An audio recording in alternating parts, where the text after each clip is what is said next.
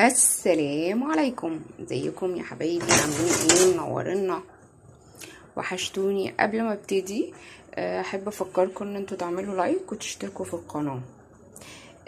هتبسطوني وهدعيلكم يا رب. كل اللي يبسطني ربنا يبسطه يا رب. كل اللي يساعدنا ان احنا نوصل ل1000 ونفتح لايف ويجيلنا مصدر رزق من القناه، ربنا يرزقه من حيث لا يحتسب. يلا بينا نخش في الموضوع النهاردة.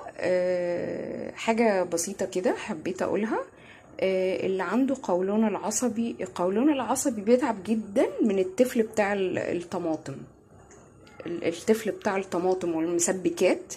مرضى القولون العصبي عارفين الكلام اللي أنا بقوله، إن أي مسبك أو أي حاجة تقيلة بتقوم علينا قولون العصبي.